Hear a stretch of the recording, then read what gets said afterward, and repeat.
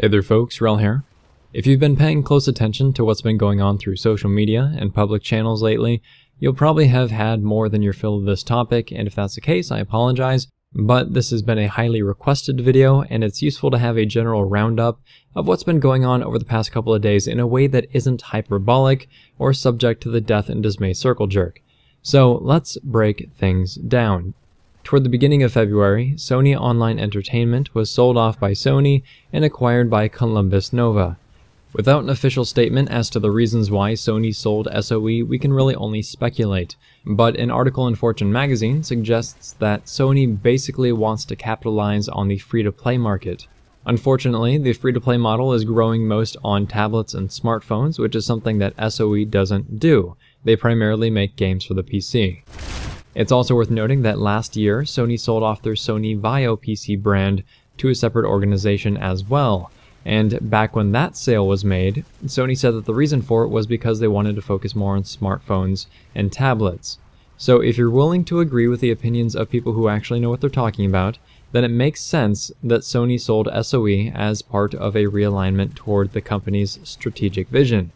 There are resources for the stuff in the video description, by the way, if you're interested in checking them out, and I do suggest you take a look so that at the very least you can back your opinion with something substantial, which is already head and shoulders above what most people are doing right now. Much like Sony Vaio going independent, so too did SOE. Since being acquired by Columbus Nova, they've changed their name from Sony Online Entertainment to Daybreak Games Company. Columbus Nova is a quote-unquote investment firm, which is a term that garners a lot of negativity. People see investment firm and think, oh, they're just going to squeeze the players for all of their money and kill the game. This isn't necessarily the case, and we'll talk more about that later. But full disclosure, I do personally expect more monetization efforts in the future. Not because of Columbus Nova in particular, but because PlanetSide 2 just doesn't seem to make a whole lot of money in the first place. I saw a Reddit thread a while back from John Smelly, who is the CEO of SOE, now Daybreak, that said something to the effect of PlanetSide 2 only started to become profitable toward the end of 2014 or the beginning of 2015, so the game started to become profitable a bit longer than 2 years after the game was released. Caveat to this is that being profitable doesn't necessarily mean that the game is done paying off all of its debts. To my understanding, it just means that the game is capable of supporting its operation costs. PlanetSide 2 still had to cut a check to Sony every month to pay for what I guess would be borrowed money in order to develop the game. And I say that you're likely to see more monetization efforts, especially because when the PS4 version and potentially Xbox One version of PlanetSide 2 comes out, you have a completely new audience with completely unwritten expectations, and it's important to position yourself to capitalize on that new audience. If I had to guess, this is why item sales are no longer 50% off, but that's just me speculating. As far as Columbus Nova as an entity goes though, don't expect to ever see, hear from, or talk to these guys. They're just funding the game with the expectation of making money in return. That's it, and it's probably the best thing that could have happened with this whole ordeal. I actually think that Prompt Critical put it best when he said, Columbus Nova is not making games, Daybreak is making games.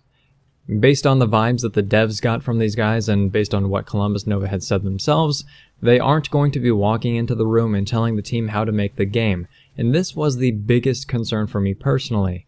So much so that I actually called David Carey and I called Higby up and had conversations about all this stuff with them. And while I know this won't mean too much to you all, after those conversations I felt a lot better about the current state of the team and where the game is headed. It was a huge relief. Recently, David Carey, the game's former producer, did an AMA on Reddit, and he describes Columbus Nova more as white knights instead of some group to be vilified, and the general consensus is that they're extremely intelligent, they're more than fair, and they're actually excited about the project. I've linked some posts from both David Carey and Prompt Critical in the video description, and there's a lot of clarity to be found there if you do take a moment to read through. What a lot of people tend to be missing from the whole buyout thing is that SOE had two choices. Either you shut down the servers for all of SOE's games, not just PlanetSide 2, and everyone is out of a job, and then you truly have dead games, or SOE is bought by another company and continues to support the games that thousands and thousands of people are playing each and every day. Now obviously, one of those choices far outweighs the other. So what about the layoffs, right? After the acquisition, a bunch of people from Daybreak were laid off. Some things you should know about that are, each of them got a really good severance package. This is something that Columbus Nova did not have to do, which should tell you something about how they view the project. The second thing is that Columbus Nova needed to reduce the team size in order to balance the books. However, since PlanetSide 2 is actually making a profit nowadays, as the game generates more revenue, they'll be able to expand the team again. So don't be surprised if you start seeing some old or new faces that come back to the team in the future. And lastly, Columbus Nova didn't pick the people who got cut. David Carey did. And the fun fact is that David Carey is also the guy that put the team together in the first place, so it's not like these decisions were made lightly. Also, just so everybody's aware, the team is still a decent size, contradictory to popular belief. It's really just that the public faces are gone, so it hurts us more, it feels more noticeable. Hopefully some of the guys who have been hiding comfortably behind the scenes will take it upon themselves to start interacting with the community more. So what does all this mean for you, for me, for everybody else who plays PlanetSide 2? The first thing is that the next couple of months are probably going to suck. Patches are always rough, we as players know this, and the people who are in the hot seat now are going to have their own challenges and growing pains as they learn to be more involved in the process. That's just the way it is. The second thing is that it's a free-to-play game, and it's going to be here when you get back. If you don't like the game right now, or don't like what's going on, then you just don't play it for a while. You can come back in a month or two and just check it out, and there's absolutely nothing wrong with that. If you have a subscription and you have been debating canceling it because you feel like there's some moral something against Columbus Nova, then if you feel that that's an intelligent reason for canceling your subscription, then do what you gotta do. But personally, I think it's a little bit misguided, because remember that if SOE wasn't bought out, you wouldn't have a game to play at all. And if you want to see the game develop, supporting the game is how that happens. If you want to cancel your subscription, do it because of poor performance, or do it because you don't like the benefits that it offers, or you do it because you don't want to spend any money. All of those are much better reasons than taking some ignorant moral high ground that is actually hurting the game. The third thing is that development will likely be slower. Less people on the team is less bodies to make things happen. But we may also be pleasantly surprised. I'm not going to share much more than that, but sometimes having a smaller team is a good thing. The very last thing I would like to say at the end of this is that PlanetSide 2 is far from dead. The people who are really complaining about the game and causing all the drama are the burnt-out veterans. We've been through 2 years of unrealized potential and unstable servers, and honestly, we're just tired of it. But that doesn't make the game any less great for someone who installs it and boots it up for the first time. Once the PS4 version goes live, we're going to have a whole new generation of PlanetSide 2 players here, and now that Xbox One can actually be a thing, consider that double. If nothing else, this will extend the life of the PC version because all the coding, all the content, all the performance improvements go through the PC version first. The codebase is the same between platforms, which is something that David Carey mentioned a few times during the AMA.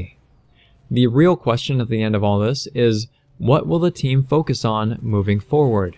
Obviously, performance issues are still a big one and will be forever. The new player experience is still very important given the PS4 release, so hopefully Coltier and the new in-game tutorial system are finished soon, both of which are on public test server right now. But beyond that, my opinion, and has been for a long time, is that we need to revitalize the game for the veterans. 2 years playing the same game is a long time, especially when it's still missing a lot of core features that makes a persistent experience worthwhile. So I'm personally crossing fingers that we'll see things like a legitimate outfit leaderboard, more significant outfit base capture mechanics, more strategic value to ownership of a hex, and a finished resource system that will encourage fights between bases.